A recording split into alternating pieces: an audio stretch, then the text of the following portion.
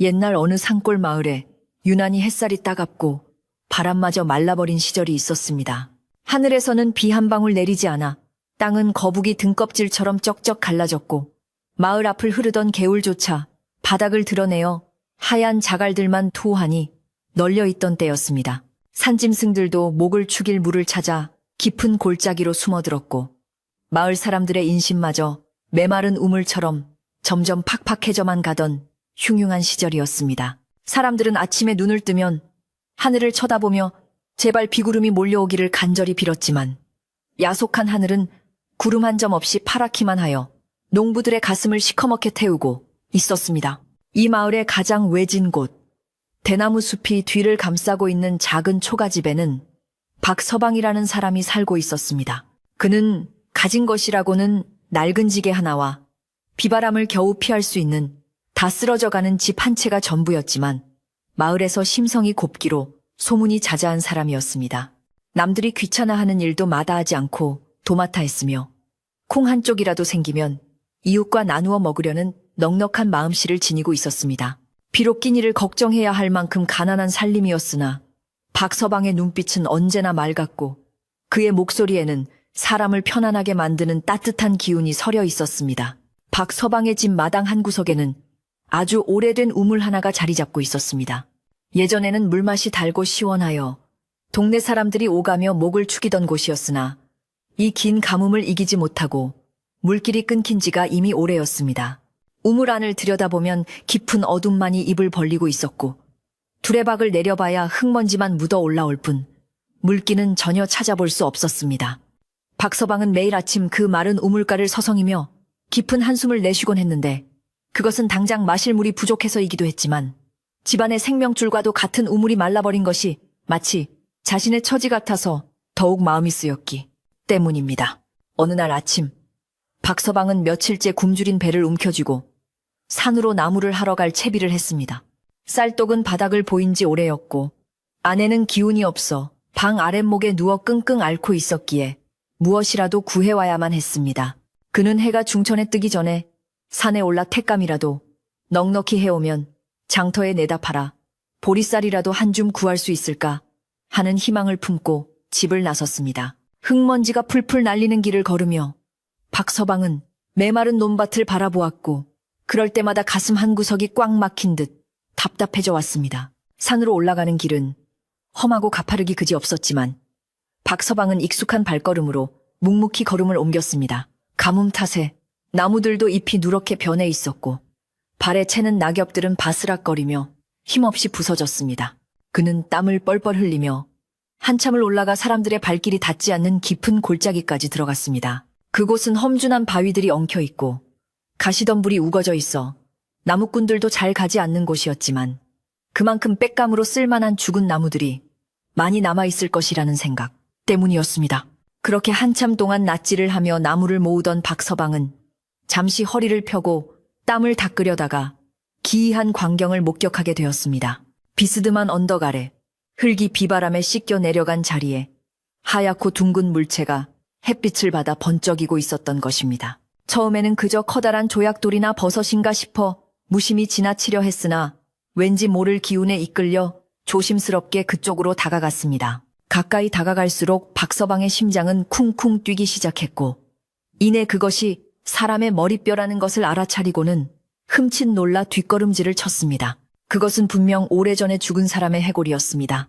살점은 이미 흙으로 돌아가고 앙상한 뼈만 남아있었는데 아마도 지난 장마 때 흙이 쓸려 내려가면서 땅속에 묻혀있던 것이 밖으로 드러난 모양이었습니다. 주위를 둘러보니 머리뼈뿐만 아니라 갈비뼈와 다리뼈들이 여기저기 흩어져 있어 보는 이에 마음을 안타깝게 했습니다. 보통 사람 같으면 재수가 없다며 침을 뱉고 도망치거나 못 본 척 지나갔겠지만 박서방은 차마 그럴 수가 없었습니다. 그는 지게를 내려놓고 그 자리에 털썩 주저앉아 흩어진 뼈들을 가만히 내려다보았습니다. 어이구, 어쩌다 이런 험한 곳에 누워 계시나. 자손도 없이 홀로 외로이 계신 걸 보니 내 마음이 다 아리네. 박서방은 마치 살아있는 사람에게 말을 건네듯 나지막이 중얼거렸습니다. 누군지는 알 수 없으나 따뜻한 방도 아니고 차가운 산기댐에서 비바람을 맞으며 뒹굴고 있었을 영혼을 생각하니 남의 일 같지가 않았습니다. 그는 자신이 당장 먹고 살 걱정으로 바쁜 처지임에도 불구하고 이 이름 모를 유고를 그냥 두고 가는 것은 도리가 아니라고 생각했습니다. 박서방은 주변을 둘러보며 뼈를 수습할 만한 것을 찾았지만 마땅한 천조각 하나 보이지 않았습니다. 그는 잠시 고민하다가 입고 있던 자신의 낡은 삼배, 적삼을 벗었습니다. 해진 옷이었지만 땀을 닦고 바람을 막아주던 소중한 옷이었는데 그는 주저없이 옷자락을 찢어 넓게 펼쳤습니다. 그리고는 떨리는 손으로 흙이 묻은 뼈들을 하나하나 조심스럽게 집어들었습니다. 행여나 뼈가 상할까봐 흙을 털어내는 손길은 갓난아기를 다루듯 조심스럽고 정성스러웠습니다. 이승에서의 고단함은 이제 다 잊으시고 부디 편안한 곳으로 가시게. 박서방은 뼈 하나를 주울 때마다 마음속으로 염원을 담아 기도했습니다. 흩어져 있던 뼈들을 모두 모아 적삼 위에 가지런히 놓고 보니 생각보다 체구가 작은 사람이었던 것 같았습니다. 그는 뼈들을 정성껏 감싸 안고는 볕이 잘 들고 물이 차지 않는 양지 바른 곳을 찾아 두리번거렸습니다. 험한 골짜기였지만 조금 더 위쪽으로 올라가니 큰 바위 아래 평평하고 아늑한 자리가 눈에 들어왔습니다. 박서방은 그곳에 자리를 잡고 땅을 파기 시작했습니다. 연장이 따로 없어 낫끝으로 땅을 찢고 맨손으로 흙을 퍼날라야 했습니다. 가뭄으로 인해 땅은 돌덩이처럼 단단하게 굳어 있어 파내기가 여간 힘든 것이 아니었습니다. 손톱 밑이 갈라져 피가 배어나오고 손바닥에 물집이 잡혀 쓰라렸지만 그는 멈추지 않고 묵묵히 흙을 파내려 갔습니다. 이마에서 흐르는 땀이 눈을 찔러도 허리가 끊어질 듯 아파와도 이 가엾은 영혼을 위해 해줄 수 있는 마지막 배려라고 생각하며 온 힘을 다했습니다. 한참을 씨름한 끝에 뼈를 묻기에 충분할 만큼 깊은 구덩이가 파졌습니다. 박서방은 옷에 감싼 유골을 구덩이 바닥에 조심스럽게 내려놓았습니다. 그리고는 고운 흙을 골라 살살 뿌려주며 뼈가 흙 속에서 평온하게 자리 잡도록 도왔습니다. 흙을 다 채우고 나서는 둥그렇게 봉분을 만들고 그 위에 때를 입힐 수는 없었지만 주변에 있는 고운 잔디를 뜯어다가 덮어주었습니다. 초라하지만 정성이 가득 담긴 작은 무덤이 산중턱에 만들어졌습니다. 무덤을 다 만든 후 박서방은 주머니에 있던 표주박을 꺼냈습니다. 산을 오르며 마시려고 아껴두었던 물이 반줌 정도 남아 있었습니다. 그는 그 귀한 물을 무덤 앞에 천천히 부어주며 제사상에 올리는 술을 대신했습니다. 가시는 길 목마르지 마시고 시원하게 드시오. 차린 건 없지만 제 정성이니 받아주십시오. 박서방은 무덤을 향해 정중하게 2번 절을 올렸습니다. 산새 소리 하나 들리지 않는 고요한 산속에서 그의 절은 깊고 무거웠습니다. 절을 마치고 일어나 땀을 닦던 박서방은 문득 주변의 공기가 달라진 것을 느꼈습니다. 조금 전까지만 해도 훅훅 찌던 더운 바람이 사라지고 어디선가 서늘하고 상쾌한 바람이 불어와 땀에 젖은 등을 식혀주었던 것입니다. 마치 누군가가 고맙다며 부채질을 해주는 것만 같은 기분이 들었습니다. 박서방은 무덤을 한 번 더 그윽하게 바라보며 작별 인사를 건넸습니다. 내 형편이 나아지면 술이라도 한 잔 올리러 다시 오리다. 부디 잘 계시오. 박서방은 다시 지게를 짊어지고 산을 내려오기 시작했습니다. 올라갈 때보다 몸은 훨씬 고단하고 지쳐 있었지만 마음만은 이상하게도 깃털처럼 가벼웠습니다. 해는 뉘엿뉘엿 서산으로 넘어가고 있었고 붉은 노을이 산자락을 물들이고 있었습니다. 비록 오늘 나무를 많이 하지는 못했지만 누군가의 마지막을 외롭지 않게 해주었다는 생각에 박서방의 입가에는 옅은 미소가 번졌습니다. 그는 터벅터벅 걸음을 옮기며 집으로 향했습니다. 마을 어귀에 도착했을 때는 이미 땅거미가 짙게 깔린 뒤였습니다. 집집마다 저녁 짓는 연기가 피어오를 시간이었지만 먹을 것이 부족한 마을은 조용하기만 했습니다. 박서방은 자신의 집 살인문을 열고 들어서며 마당 한가운데 있는 마른 우물을 다시금 쳐다보았습니다. 아침에 보았을 때와 다름없이 우물은 컴컴하고 메말라 있었지만 왠지 모르게 그 깊은 어둠 속에서 무언가가 꿈틀거리고 있는 듯한 묘한 느낌을 받았습니다. 그는 고개를 절레절레 흔들며 헛것을 본 것이라 생각했습니다. 방 안에 들어서자 병색이 완연한 아내가 힘없는 목소리로 그를 맞이했습니다. 여보, 늦으셨네요. 산에 별일은 없으셨습니까? 아내의 물음에 박서방은 산에서 있었던 일을 자세히 이야기하지 않았습니다. 괜히 죽은 사람 이야기를 꺼내어 아내의 마음을 심란하게 만들고 싶지 않았기 때문입니다. 나무가 영 없어서 좀 깊이 들어가느라 늦었네. 당신은 좀 어떠오? 그는 아내의 이마를 짚어주며 걱정스런 눈빛을 보냈습니다.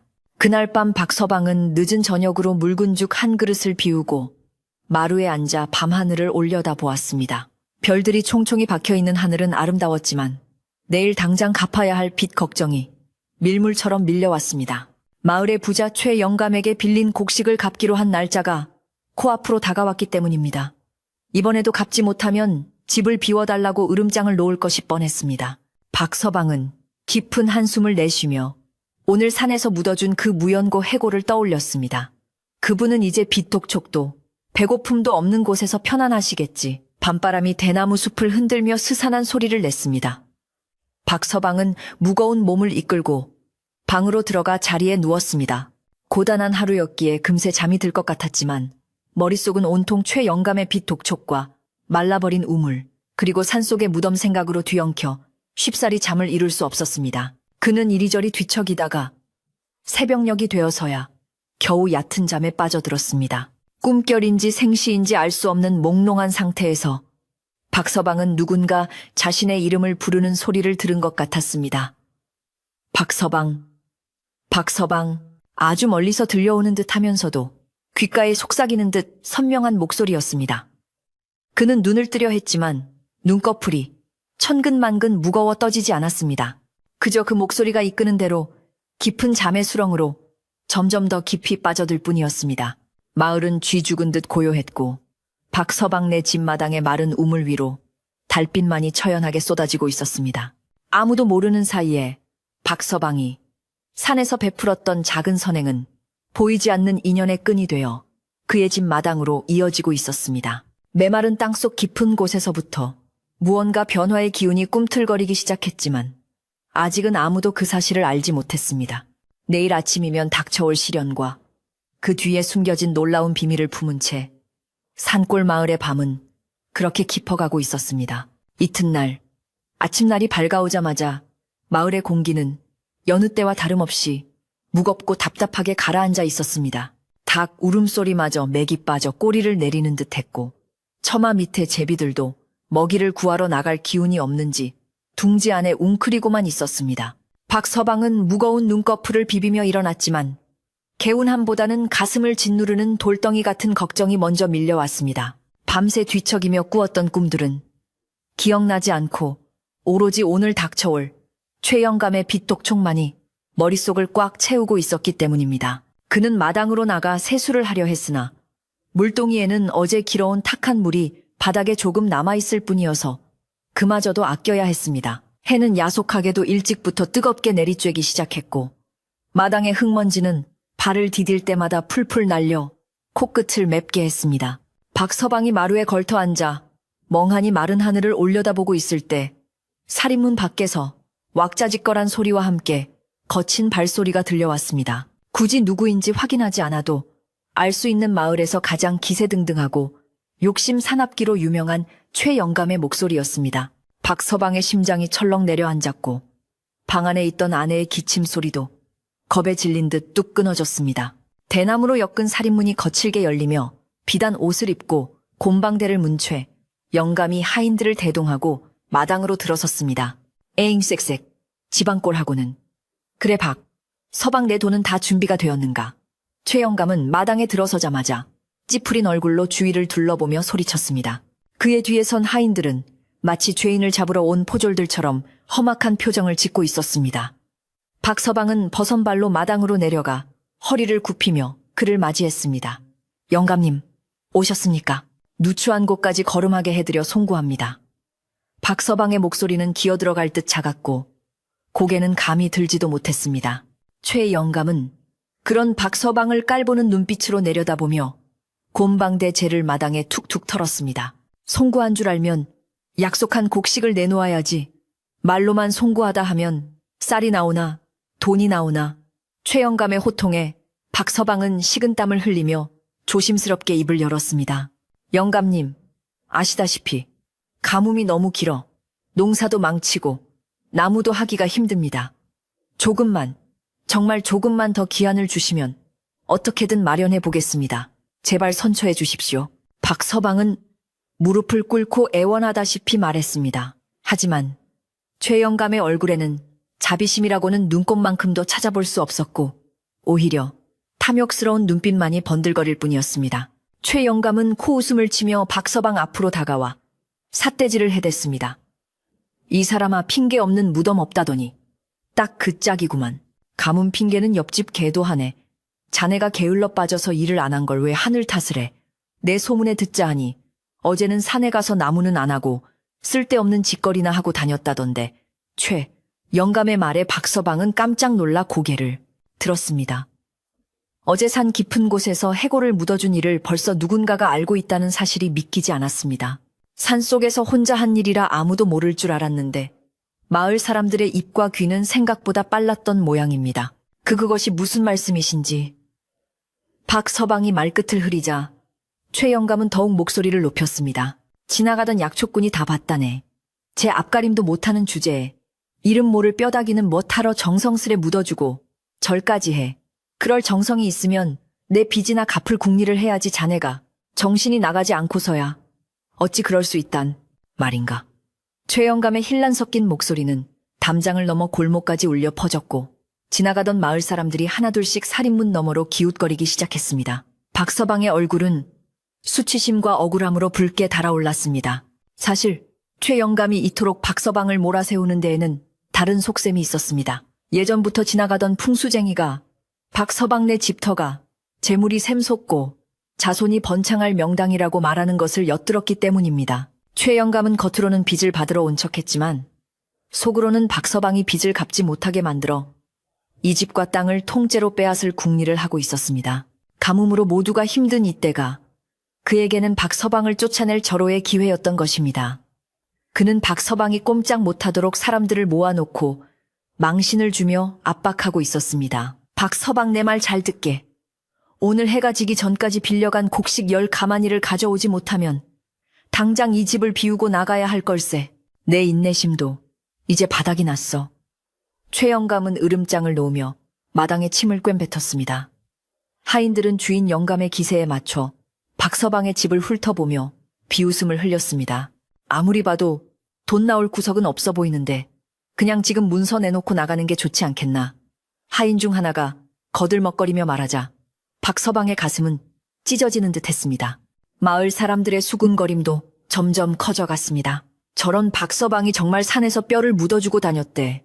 아니 쌀독에 쌀 한 톨 없는 사람이 무슨 팔자 좋게 남의 제사를 지내주나 귀신이 씌었나 봐. 그러지 않고서야 멀쩡한 사람이 그럴 리가 없지. 사람들은 박서방의 착한 심성을 칭찬하기보다는 당장 굶어 죽게 생긴 처지에 엉뚱한 짓을 했다며 혀를 찼습니다. 가난이 죄라고 인심 좋던 마을 사람들도 먹고 살기 힘들다 보니 남의 사정을 헤아려 주기보다는 가십거리를 씹으며 고단함을 달래는 쪽으로 변해버린 것입니다. 박서방은 아무 말도 할 수 없었습니다. 자신이 한 행동이 틀린 일은 아니었지만 당장 빚을 갚지 못하는 무능한 가장이라는 사실이 그를 작아지게 만들었습니다. 그는 최 영감의 바짓가랑이를 잡고 다시 한번 사정했습니다. 영감님, 제발 한 번만 봐주십시오. 이 집은 조상 대대로 물려받은 집입니다. 여기서 쫓겨나면 저와 아픈 처는 길거리에 나앉아 죽을 수밖에 없습니다. 박서방의 눈에서 굵은 눈물이 뚝뚝 떨어져 흙바닥을 적셨습니다. 그러나 최 영감은 매몰차게 발을 빼며 돌아섰습니다. 내 알 바 아냐. 약속은 약속이지. 해 진력에 다시 올 테니 그때까지 준비 못하면 관아의 고발에서라도 쫓아낼 테니 그리 알게 최 영감은 뒤도 돌아보지 않고 하인들을 이끌고 째판이 나가버렸습니다. 대문 밖에서 구경하던 마을 사람들도 최 영감의 눈치를 보며 슬금슬금 자리를 피했습니다. 마당에는 다시 정적만이 남았고 박서방은 힘이 풀려 그 자리에 주저앉고 말았습니다. 텅 빈 마당 말라버린 우물, 그리고 쓰러져가는 초가집만이 그의 곁을 지키고 있었습니다. 한참을 넋이 나간 듯 앉아있던 박서방은 비틀거리는 몸을 일으켜 마을 밖으로 향했습니다. 어디 가서 돈을 빌릴 곳도 없었지만 그렇다고 집안에 가만히 앉아있을 수만은 없었기 때문입니다. 그는 지푸라기라도 잡는 심정으로 예전에 도움을 주었던 이웃들을 찾아가 볼 생각이었습니다. 하지만 길에서 마주치는 사람들의 시선은 냉랭하기 그지없었습니다. 모두가 박서방을 피하거나 그가 다가오면 황급히 집 안으로 들어가 문을 걸어 잠갔습니다. 이미 소문이 퍼져 박서방이 곧 파산할 것이라는 것을 알고 있었기에 엮이고 싶지 않았던 것입니다. 마을을 한 바퀴 돌았지만 빈손인 채로 터덜터덜 돌아오는 길, 마을 어귀의 커다란 느티나무 아래에는 평소 박서방을 아껴주던 옆집 할머니가 앉아 있었습니다. 할머니는 주름진 손으로 부채질을 하며 박서방을 안쓰러운 눈으로 바라보았습니다. 다른 사람들은 모두 그를 피했지만 이 할머니만큼은 자리를 뜨지 않고 그를 기다리고 있었던 것입니다. 박서방은 면목이 없어 고개를 숙인 채 지나치려 했으나 할머니가 그를 불러 세웠습니다. 박서방 잠시 이리 와서 앉게나. 할머니의 목소리는 갈라지고 힘이 없었지만 그 안에는 따뜻한 온기가 담겨 있었습니다. 박서방은 주저주저 하다가 할머니 곁에 털썩 앉았습니다. 할머니, 제가 참 못난 놈입니다. 조상님이 물려주신 집도 지키지 못하게 생겼으니 죽어서 무슨 낯으로 베어야 할지 모르겠습니다. 박서방은 참았던 서름을 토해내듯 한탄을 쏟아냈습니다. 할머니는 혀를 끌끌 차며 박서방의 흙 묻은 손을 잡아주었습니다. 사람들이 자네 보고 미쳤다고 하더구만. 산에서 뼈다귀나 묻어주고 다닌다고 말이야. 할머니의 직설적인 말에 박서방은 얼굴이 화끈거렸습니다. 하지만 나는 그렇게 생각 안 하네. 착한 마음이 당장 밥을 먹여주지는 않지. 그렇고 말고 세상 인심이 그리 호락호락하지 않아. 할머니는 잠시 말을 멈추고 먼 산을 응시했습니다. 그렇지만 말일세 사람은 배신해도 하늘은 배신하지 않는 법이야. 자네가 베푼 그 마음이 헛된 것이 아닐세. 옛말에 지성이면 감천이라 했어. 쥐구멍에도 볕들 날이 있다지 않나. 할머니는 박서방의 등을 토닥이며 나지막이 말했습니다. 최영감, 그 위인이 욕심이 과해서 탈이지. 자네 집터가 예사터가 아니라는 건 늙은 나도 아는 사실이야. 그러니 너무 낙담하지 말고 기운 차리게. 오늘 밤 무슨 일이 있어도 마음 단단히 먹고 버티시게나. 할머니의 말씀은 위로인지 경고인지 알 수 없었지만 박서방의 텅 빈 가슴에 작은 불씨를 지펴주었습니다. 고맙습니다, 할머니. 모두가 저를 손가락질하는데 할머니만 저를 믿어주시는군요. 박서방은 울컥하는 마음을 추스르며 인사를 올렸습니다. 할머니는 그저 빙그레 웃으며 어서 집으로 가서 아픈 아내를 돌보라고 손짓했습니다. 박서방은 다시 집으로 발걸음을 옮겼지만 해는 이미 서산에 걸려 붉게 타들어가고 있었습니다. 약속한 시간이 다가오고 있었던 것입니다. 집으로 돌아온 박서방은 마당 한가운데 멍하니 서서 말라버린 우물을 내려다보았습니다. 최영감이 곧 들이닥칠 텐데 아무런 대책도 없었습니다. 우물 안은 칠흑 같은 어둠뿐이었고 마치 자신의 미래를 보는 것 같아 섬뜩하기까지 했습니다. 이 우물에 물만 가득했어도 농사를 망치지 않았을 텐데, 그랬다면 이런 수모도 겪지 않았을 텐데. 그는 원망 섞인 눈으로 우물을 쏘아보았지만 우물은 묵묵부답이었습니다. 그때 대문 밖에서 다시 웅성거리는 소리가 들려왔습니다. 최영감이 보낸 하인들이 먼저 와서 동태를 살피는 모양이었습니다. 해 떨어지면 바로 짐 싹 다 빼버려.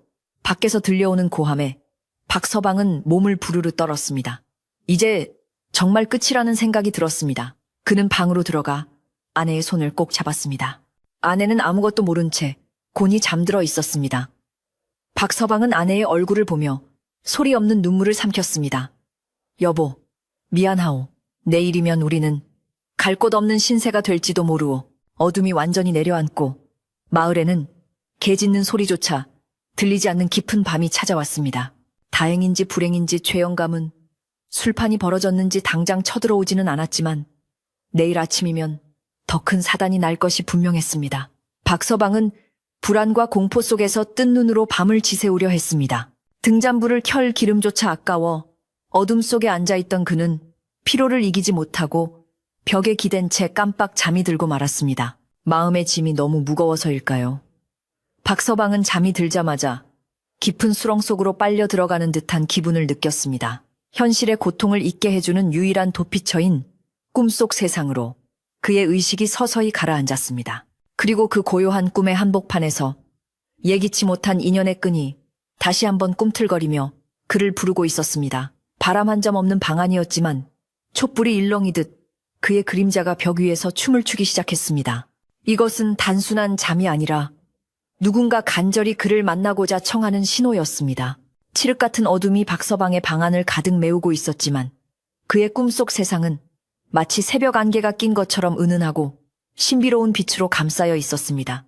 현실에서의 무거운 걱정과 두려움은 온데간데 없이 사라지고 박서방은 어느새 낯 익으면서도 낯선 산길을 홀로 걷고 있었습니다. 그곳은 어제 낮에 자신이 나무를 하러 갔던 그 깊은 골짜기와 닮아 있었지만 험한 가시덤불 대신 이름 모를 하얀 꽃들이 길가에 흐드러지게 피어 향긋한 내음을 풍기고 있었습니다. 박서방은 홀린 듯 그 꽃길을 따라 걸음을 옮겼고 발바닥에 닿는 흙의 감촉은 비단처럼 부드럽고 따뜻하여 지친 몸을 위로해주는 듯 했습니다. 한참을 걷다 보니 박서방의 눈앞에 어제 자신이 정성껏 만들어 주었던 그 봉분이 나타났습니다. 그런데 놀랍게도 그 초라했던 무덤 옆에는 기와가 번듯한 정자 하나가 세워져 있었고 그 안에 하얀 도포자락을 휘날리는 한 노인이 앉아 박서방을 기다리고 있었습니다. 노인의 얼굴은 백발이 성성했지만 혈색이 좋아 보였고 눈빛은 깊은 호수처럼 맑고 고요했습니다. 박서방이 쭈뼛거리며 다가가자 노인은 자리에서 일어나 박서방을 향해 허리를 깊이 숙여 정중하게 인사를 올렸습니다. 그 모습에서 풍기는 기품이 예사롭지 않아 박서방은 저도 모르게 맞절을 하며 당황해했습니다. 은희님 누추한 꿈길에 이리 왕림해 주셔서 참으로 감사합니다. 저는 어제 그대가 거두어준 이름 없는 뼈의 주인입니다. 노인의 목소리는 깊은 산속의 샘물 소리처럼 맑고 청아하게 울려 퍼졌습니다. 오랜 세월 차가운 비바람을 맞으며 구천을 떠돌던 저를 친자식도 마다할 정성으로 거두어 주시고 입고 계신 옷까지 벗어 덮어주시니 그 은혜가 하해와 같습니다. 덕분에 저는 이제 춥지 않고 편안하게 누울 자리를 얻게 되었습니다. 노인은 소매춤에서 하얀 손수건을 꺼내 눈가를 찍어내며 진심 어린 감사를 표했습니다. 박서방은 송구스러워 어쩔 줄을 몰라 하며 손사래를 쳤습니다. 아닙니다, 어르신.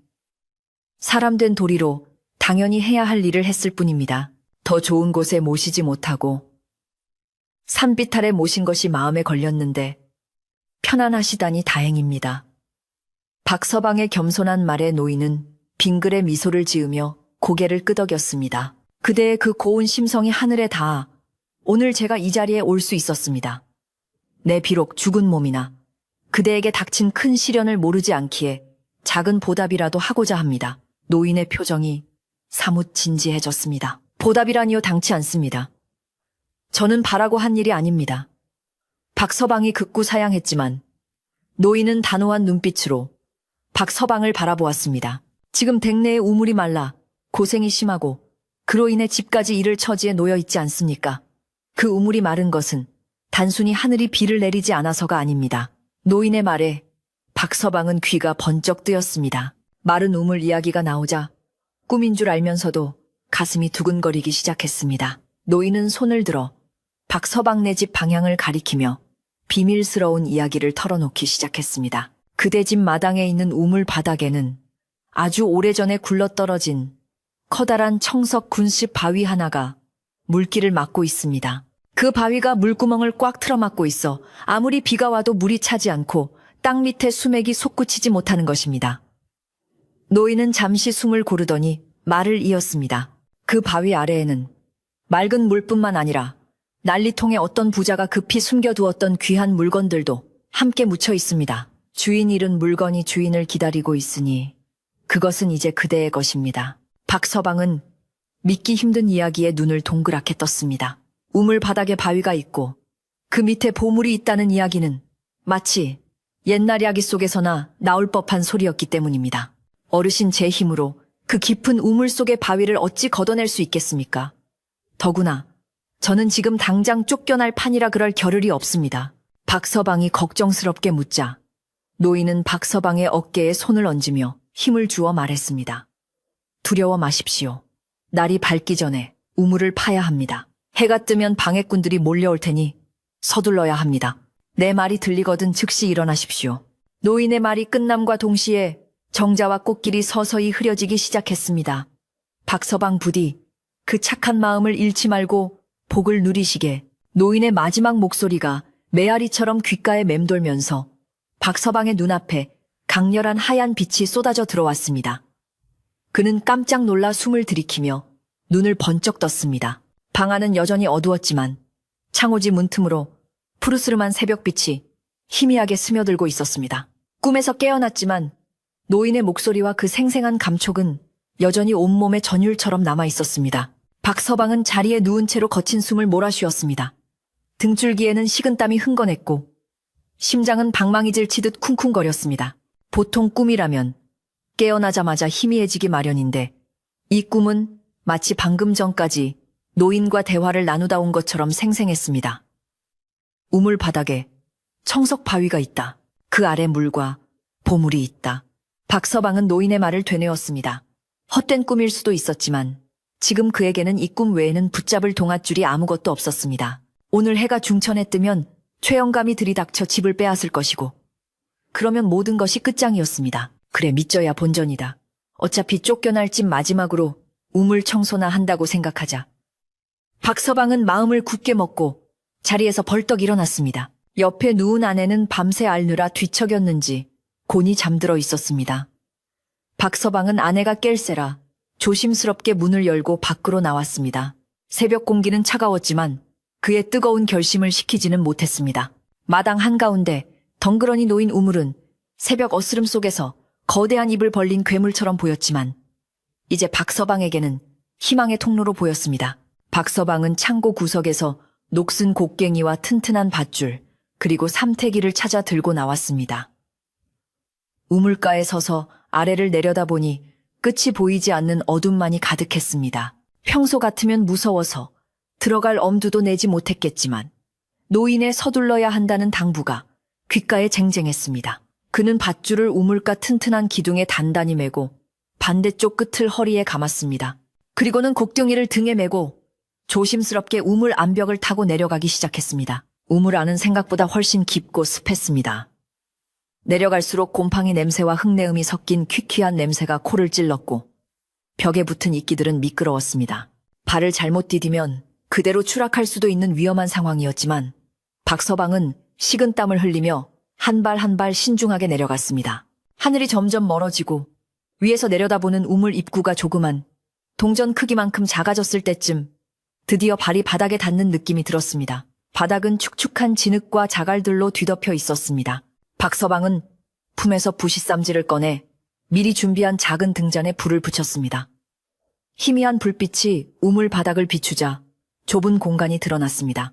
꿈속 노인의 말대로 바닥 한쪽이 유난히 불룩 솟아있는 것이 보였습니다. 흙과 자갈에 덮여 있어 정확히 보이지는 않았지만 무언가 단단한 것이 묻혀있는 듯 했습니다. 박서방은 삼태기로 윗부분의 흙을 미친 듯이 퍼내기 시작했습니다. 좁은 우물 안이라 허리를 펴기도 힘들었지만 그는 쉴 새 없이 움직였습니다. 한참 흙을 퍼내자 챙 하는 맑은 금속성 소리와 함께 곡괭이 끝에 무언가 단단한 것이 걸렸습니다. 박서방이 손으로 흙을 훔쳐내니 시퍼런 빛이 감도는 거대한 청석바위의 일부분이 모습을 드러냈습니다. 이것이로구나. 정말 바위가 있었어. 박서방은 전율했습니다. 꿈은 거짓이 아니었습니다. 정말로 물길을 막고 있는 바위가 존재했던 것입니다. 그는 흥분된 마음을 가라앉히며 바위 주변을 파들어갔습니다. 바위는 생각보다 크고 단단히 박혀 있어 혼자 힘으로 드러내기는 불가능해 보였습니다. 하지만 박서방은 포기하지 않았습니다.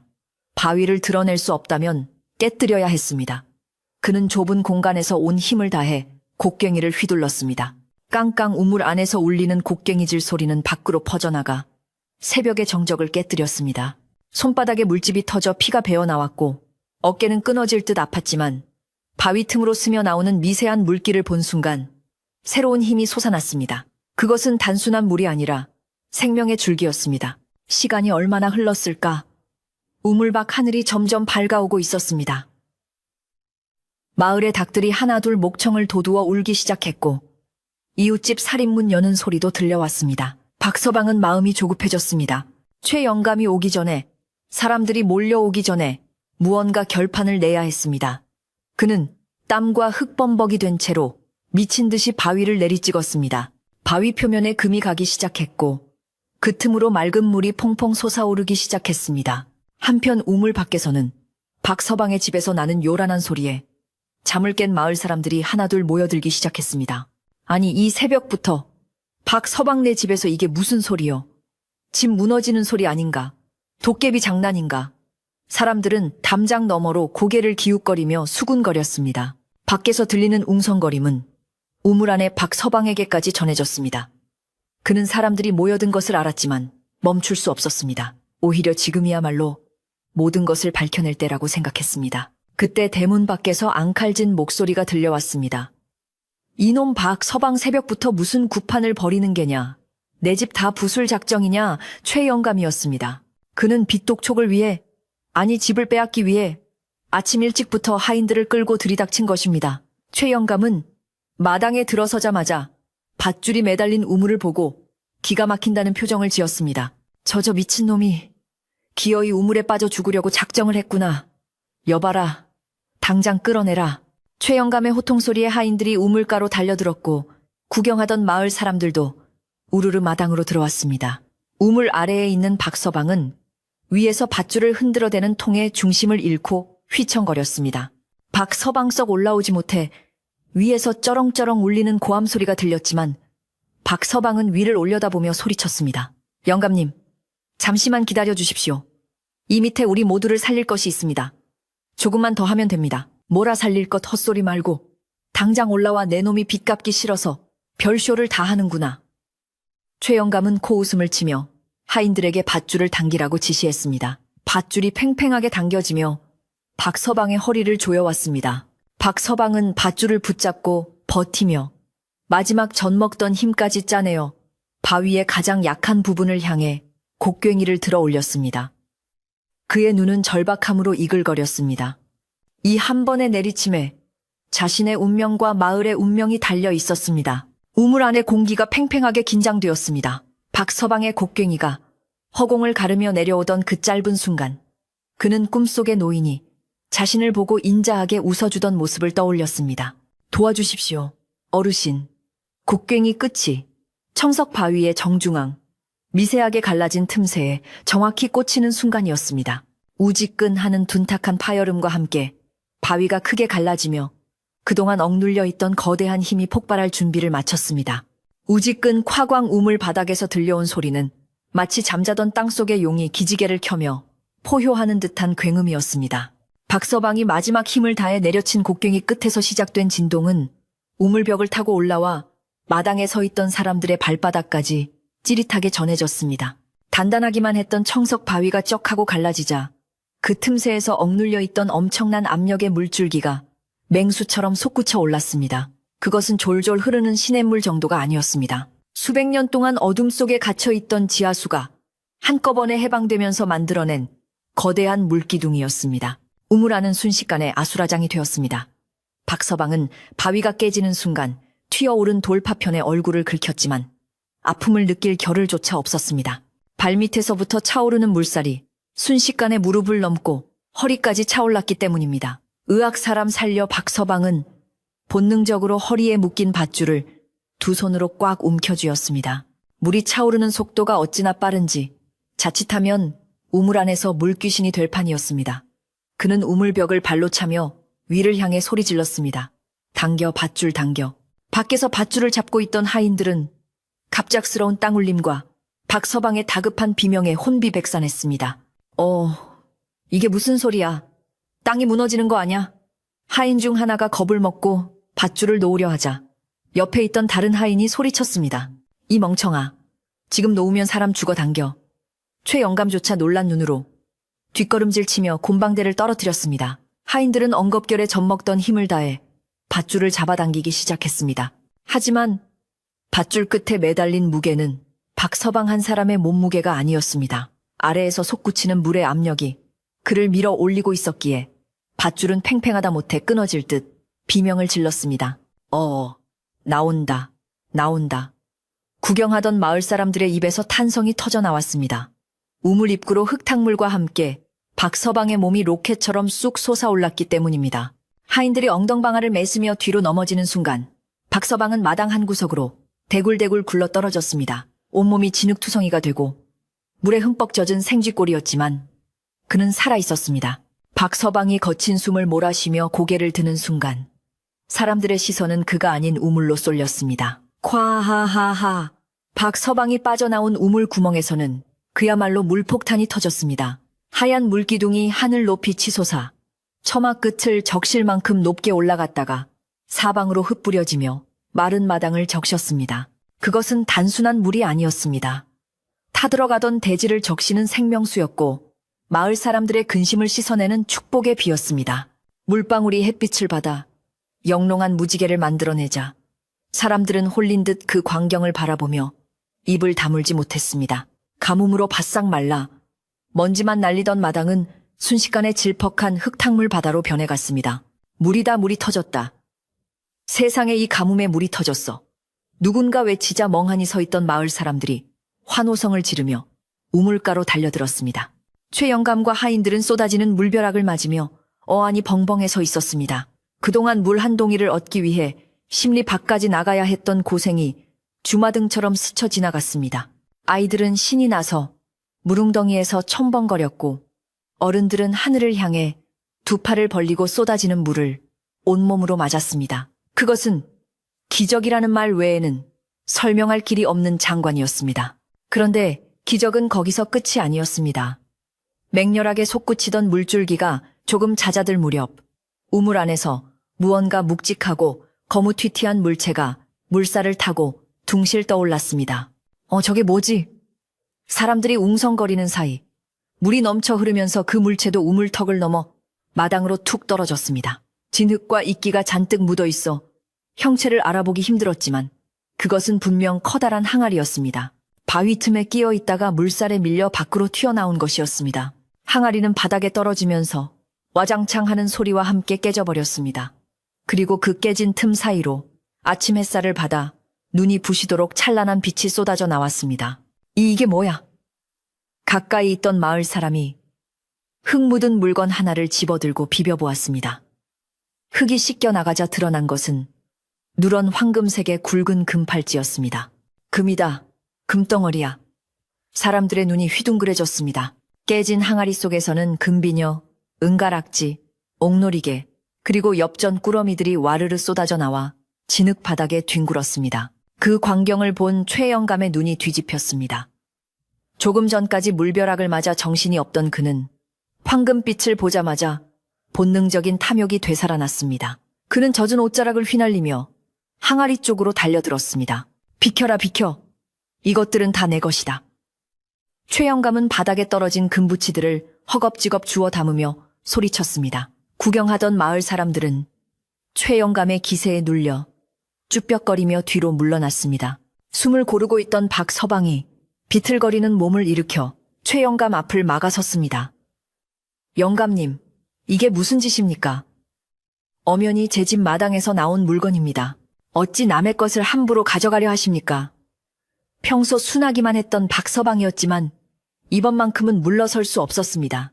이것은 꿈속의 노인이 자신에게 준 선물이자 가문을 다시 일으킬 마지막 희망이었기 때문입니다. 박서방의 눈에서는 전에 없던 단호함이 뿜어져 나왔습니다. 최의 영감은 콧방귀를 뀌며 박서방을 밀쳐냈습니다. 이놈이 돌았나? 내 놈이 빚을 안 갚아서 이 집은 사실상 내 것이나 다름없어. 오늘 해지기 전까지 갚으라고 했지. 지금 당장 갚을 돈 없으면 이 집도 이 우물도 여기서 나온 보물도 다 내 것이야. 억울하면 지금 당장 곡식열 가마니를 가져와 보든가. 최영감은 억지를 부리며 하인들에게 엽전 꾸러미를 챙기라고 눈짓했습니다. 하인들도 주인의 눈치를 보며 슬금슬금 보물 쪽으로 손을 뻗었습니다. 그때였습니다. 애끼 천벌을 받을 위이나 쩌렁쩌렁한 호통 소리가 마당을 울렸습니다. 사람들이 깜짝 놀라 돌아보니 마을에서 가장 연세가 많고 덕망이 높아 존경받는 촌장 어른과 어제 느티나무 아래에서 박서방을 위로해 주었던 옆집 할머니가 지팡이를 짚고서 있었습니다. 촌장 어른은 뒷짐을 지고 위험 있는 표정으로 최영감을 노려보았고 옆집 할머니는 혀를 차며 최영감 앞으로 성큼성큼 다가왔습니다. 최영감 자네가 아무리 돈 귀신이 씌었다고 해도 넘지 말아야 할 선이 있는 법일세. 아직 해가 중천에도 안 떴는데 해 진려까지 기다려주겠다는 약속은 엿바꿔 먹었나? 옆집 할머니가 날카롭게 쏘아붙였습니다. 최영감은 움찔하며 말을 더듬었습니다. 아니 그게 아니라 어차피 갚을 능력이 없으니 미리 압류하는 셈치고 변명을 하려 했지만 할머니의 기세는 대단했습니다. 압류 흥 지나가던 소가 웃겠네. 이 보물은 하늘이 박서방의 착한 심성을 보고 내려준 복일세. 자네 눈에는 저 맑은 물이 안 보이나. 촌장 어른도 거들었습니다. 자네 이 가뭄에 우물이 터진 걸 보고도 욕심을 부리다니. 겁도 없구만. 이 물은 박서방네 우물에서 솟았지만 이제 우리 마을 전체를 살릴 생명수야. 하늘이 이 마을을 살리려고 박서방을 통해 기적을 보여준 것인데 감히 사사로운 욕심으로 하늘의 뜻을 거스르려 하는가. 촌장 어른의 말에 마을 사람들도 하나둘 용기를 내어 한마디씩 거들기 시작했습니다. 맞아요, 최 영감님. 이건 너무하십니다. 박서방이 고생해서 판 우물인데 왜 영감님이 가로채려 합니까? 분위기가 험악해지자 최 영감의 얼굴이 불그락부르락 변했습니다. 하인들도 마을 사람들의 따가운 눈총에 슬그머니 주워 담았던 금부치를 다시 바닥에 내려놓았습니다. 최 영감은 분했지만 촌장 어른과 마을 사람 전체를 적으로 돌릴 수는 없는 노릇이었습니다. 게다가 콸콸 쏟아지는 물줄기의 위용 앞에서 자신의 탐욕이 얼마나 초라한지 스스로도 느끼고 있었습니다. 명분도 없고 여론도 잃은 싸움이었습니다. 에이, 더러워서 원내 돈은 나중에 이자까지 쳐서 톡톡히 받아낼 테니 그리 알아. 최 영감은 씩씩거리며 소매를 떨치고 돌아섰습니다. 그는 하인들을 재촉하여 도망치듯 박서방네 마당을 빠져나갔습니다. 대문 밖으로 사라지는 최 영감의 뒷모습을 보며 마을 사람들은 와 하고 환호성을 질렀습니다. 팽팽했던 긴장이 풀리면서 마당에는 웃음꽃이 피어났습니다. 박서방은 그제야 다리가 풀려 젖은 땅바닥에 주저앉았습니다. 옆집 할머니가 다가와 박서방의 어깨를 감싸주었습니다. 고생했네 박서방. 내 뭐라던가. 하늘은 절대 자네를 버리지 않는다고 했지. 할머니의 따뜻한 말에 박서방은 눈시울이 붉어졌습니다. 할머니, 촌장님, 그리고 여러분 정말 고맙습니다. 그는 연신 고개를 숙이며 감사를 표했습니다. 그때 방문이 벌컥 열리며 박서방의 아내가 비틀거리며 밖으로 나왔습니다. 여보, 이게 무슨 소란입니까? 아내는 마당에 가득 찬 물과 사람들을 보고 눈이 휘둥그레졌습니다. 박서방은 아내에게 달려가 흙투성이가 된 손으로 아내의 손을 꼭 잡았습니다. 부인, 이제 살았소.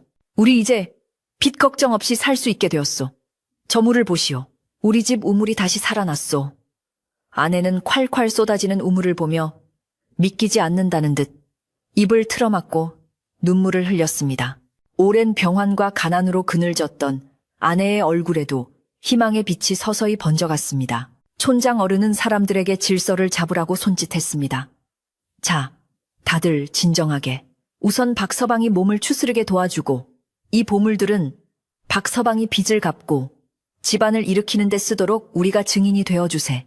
그리고 저 넘치는 물은 우리 마을의 논과 밭으로 흘러가도록 물기를 냅시다. 촌장님의 제안에 마을 사람들은 옳소라고 외치며 팔을 걷어붙였습니다. 남자들은 삽과 구미를 들고 마당에서부터 마을의 논밭으로 이어지는 작은 수로를 파기 시작했습니다. 박서방네 마당을 가득 채운 물은 도랑을 타고 메마른 논바닥으로 흘러들어갔습니다. 쩍쩍 갈라져 있던 논바닥이 물을 머금자 치익하는 소리와 함께 흙냄새가 진동했습니다. 누렇게 타들어가던 벼포기들이 물을 만나 생기를 되찾는 모습은 그 어떤 보물보다 값진 풍경이었습니다. 안악들은 집에서 바가지와 물동이를 가져와 우물물을 퍼날랐고 박서방네 마당은 잔치집처럼 시끌벅적해졌습니다. 박서방은 바닥에 흩어진 폐물들을 주섬주섬 모아 깨진 항아리 조각 위에 담았습니다. 이것들은 자신의 욕심을 채우기 위한 것이 아니라 꿈속의 노인이 베풀어준 은혜이자 이웃과 나누어야 할 복이라고 생각했습니다. 그는 금팔찌 하나를 집어들고 잠시 생각에 잠겼습니다. 이 물건들이 묻혀있던 그 오랜 세월 동안 우물 밑바닥에서 물기를 막고 있던 바위가 깨지던 그 순간의 전율이 아직도 손끝에 남아 있었습니다. 해가 중천에 떠오르자 젖은 마당에서 아지랑이가 피어올랐습니다. 이제 더 이상 박서방네 집은 마을의 흉물스러운 폐가가 아니었습니다.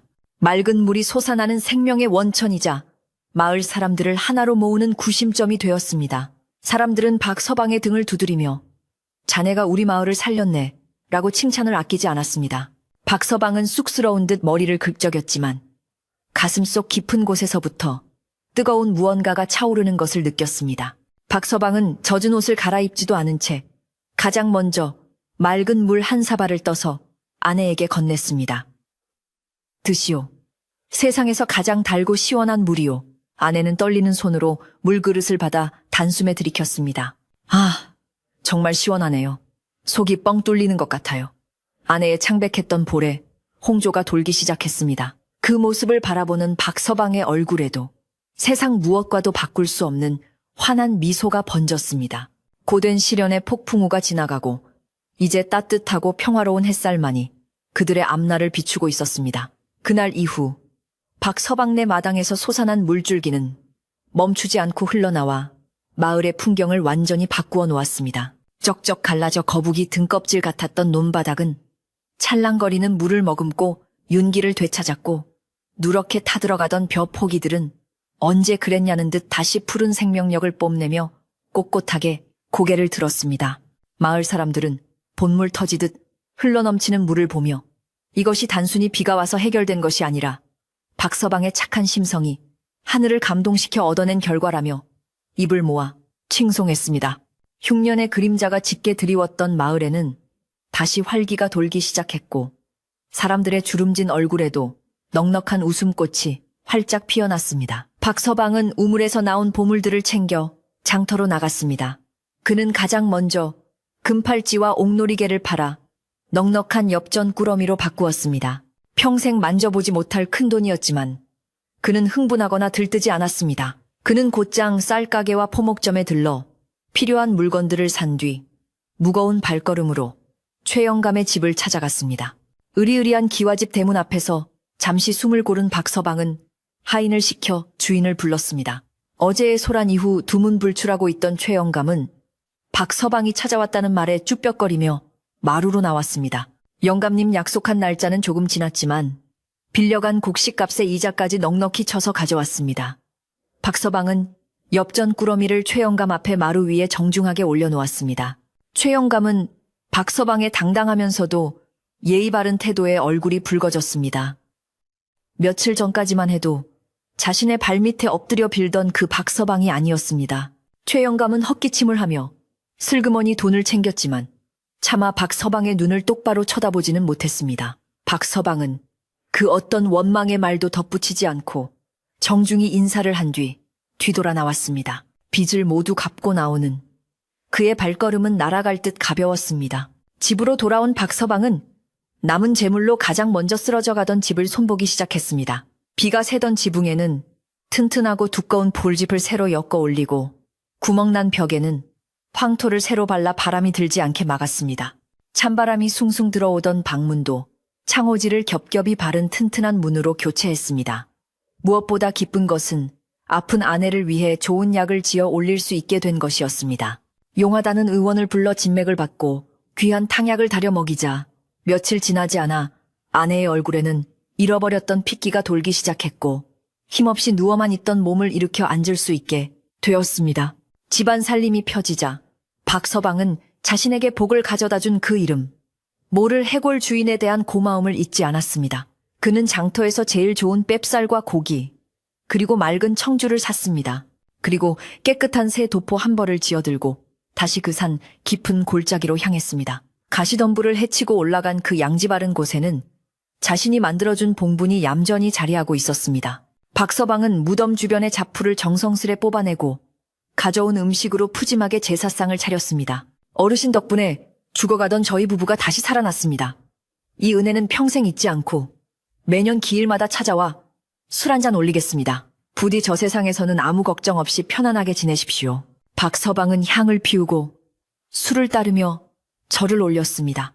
그러자 신기하게도 무덤가에 피어있던 이름, 모를 들꽃들이 살랑거리며 흔들렸고 어디선가 부드러운 바람이 불어와 박서방의 볼을 스치고 지나갔습니다. 마치 그 노인이 잘 왔다 고맙다 하며 등을 토닥여주는 것만 같아 박서방의 마음은 뭉클해졌습니다. 박서방은 산에서 내려와 마을 사람들을 위해 작은 잔치를 열었습니다. 혼자만 잘 먹고 잘 사는 것은 도리가 아니라고 생각했기에 우물에서 나온 재물의 일부를 털어 떡을 하고 돼지를 잡았습니다. 마을 회관 마당에는 멍석이 깔리고 고소한 기름 냄새와 구수한 고기국 냄새가 진동을 했습니다. 박서방, 아니 이제 박부자라고 불러야 하나? 정말 고맙네. 고마워. 마을 사람들은 박서방의 손을 잡으며 감사의 인사를 건넸습니다.